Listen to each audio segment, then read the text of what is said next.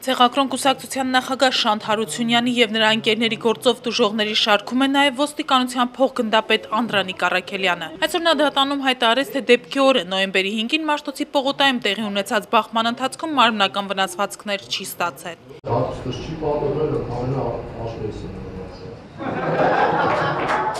Ամբաստանյալներից Միսակ Առաքելյանը, ով ստորագրությամբ ազատ է արձակվել, մեկ հարցի պատասխան էր ցանկանում ստանալ։ Ինչպես է պատահել, որ պայթուցիկներից սկսել են մռմռալ միայն փոխգնդապետի աչքերը, այլ ոչ թե երթի մասնակիցների։ Նա ընդգծեց, ցուցադրված տեսանյութերում որևէ մեկը չի մաքրում աչքերը, այսինքն որևէ մեկի աչքերը չեն մռմռացել։